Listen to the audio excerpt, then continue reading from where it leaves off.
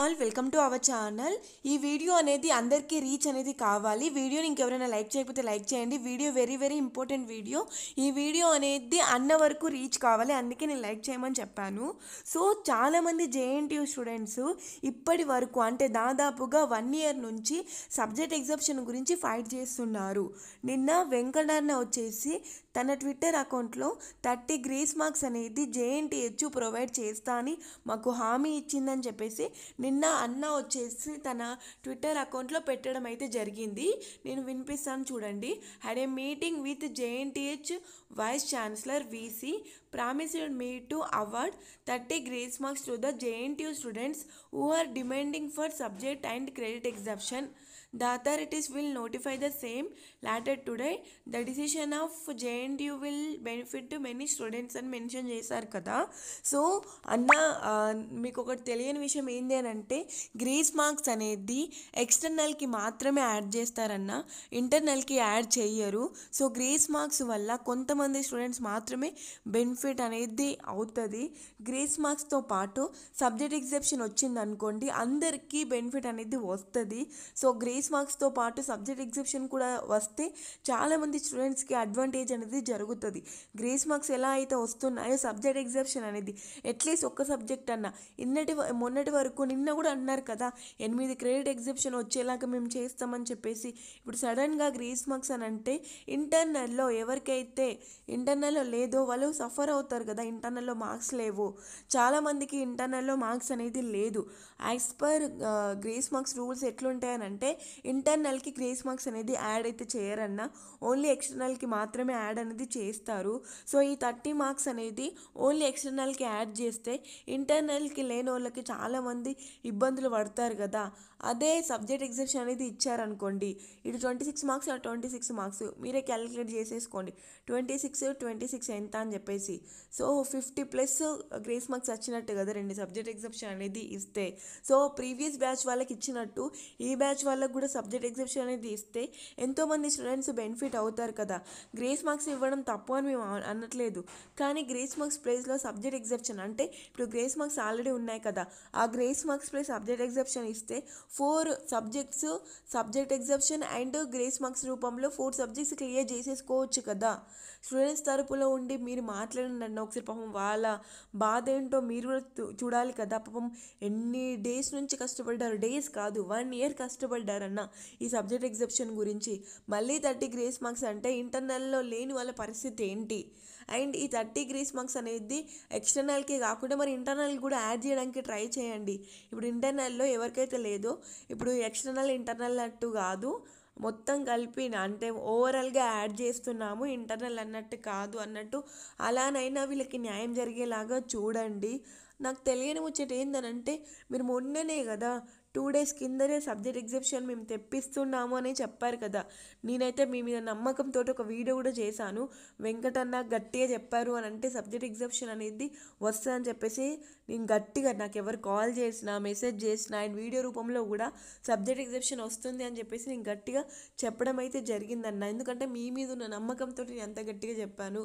ఇప్పుడు 30 grace marks అంటే అన్యాయం అన్న, పాపం అన్న, చాలామంది స్టూడెంట్స్ సఫర్ అవుతున్నారు. సో కొంతమందికి న్యాయం జరుగుతుంది 30 గ్రేస్ మార్క్స్ వల్ల. మీరు అదే సబ్జెక్ట్ ఎగ్జామ్షన్ ఇచ్చారనుకోండి, అందరికీ న్యాయం జరుగుతుంది. సరే ఈ 30 గ్రేస్ మార్క్స్ అట్లనే ఉంచండి, 30 గ్రేస్ మార్క్స్ అట్లనే ఉంచి మరి సబ్జెక్ట్ ఎగ్జామ్షన్ కూడా ఇవ్వండి.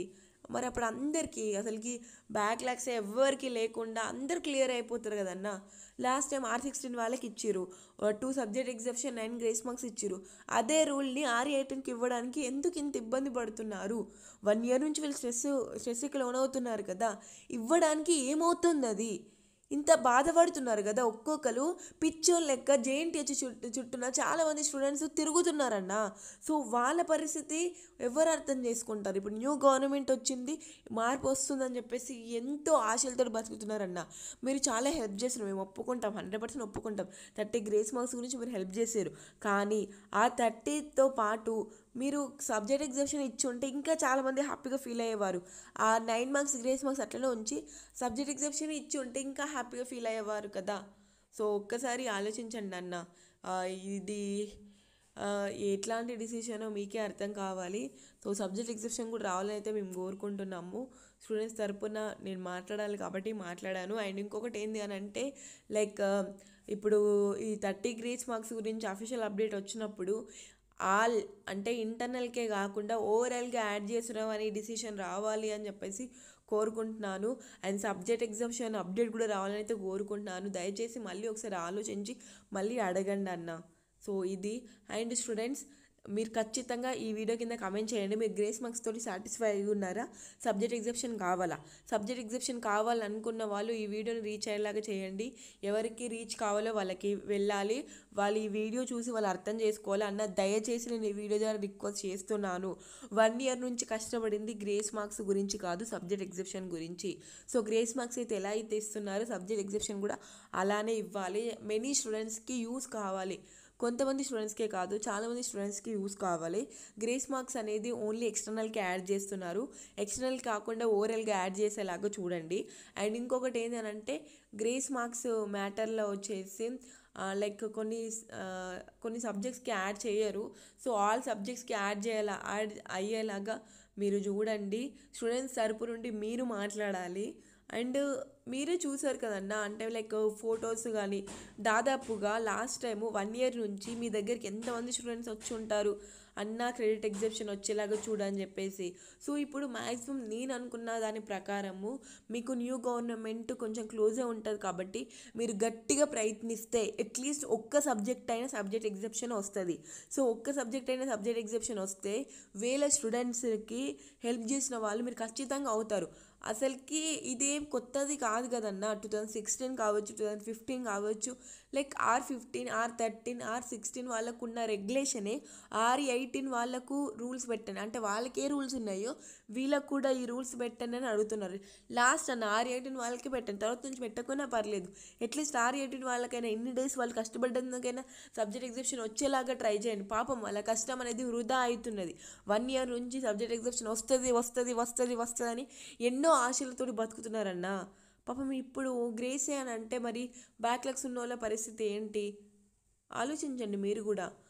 మళ్ళీ ఆలోచించి మంచి డిసిషన్ తీసుకోవాలని చెప్పేసి అయితే మనస్ఫూర్తిగా కోరుకుంటున్నాను. అండ్ సబ్జెక్ట్ ఎగ్జిబిషన్ ఎవరైతే కావాలనుకుంటున్నారో మీ ప్రాబ్లమ్స్ ఏంటి అనేది ఈ వీడియో కింద ఖచ్చితంగా కమెంట్ చేయండి. మీరు కమెంట్ చేస్తేనే తెలుస్తుంది. నాకు థ్యాంక్స్ చెప్పాల్సిన అవసరం లేదు. అంటే సబ్జెక్ట్ ఎగ్జిబిషన్ గురించి వీడియో చేసిన అని చెప్పేసి కొంతమంది థ్యాంక్స్ అనేది పెడతారు. మాకు థ్యాంక్స్ అవసరం లేదు. మీకు సబ్జెక్ట్ ఎగ్జిబిషన్ ఎందుకు కావాలి అనేది కమెంట్ చేయండి. కమెంట్ చేస్తే వేరే వాళ్ళకైనా తెలుస్తుంది ఎందుకు ఈ సబ్జెక్ట్ ఎగ్జిబిషన్ గురించి ఫైట్ చేస్తున్నారు అనేది తెలుస్తుంది. మీరు కమెంట్ చేస్తేనే తెలుస్తుంది, లేకపోతే తెలియదు. దయచేసి ఈ వీడియో కింద సబ్జెక్ట్ ఎగ్జిబిషన్ ఎందుకు కావాలనుకుంటున్నారు అనేది ఈ వీడియో కింద కమెంట్ చేయండి. ఈ వీడియోని గ్రూప్లో షేర్ చేయండి. అండ్ వెంకట అనే వరకు వెళ్ళాలి, వీసే వరకు వెళ్ళాలని అయితే నేను మనస్ఫూర్తిగా కోరుకుంటున్నాను.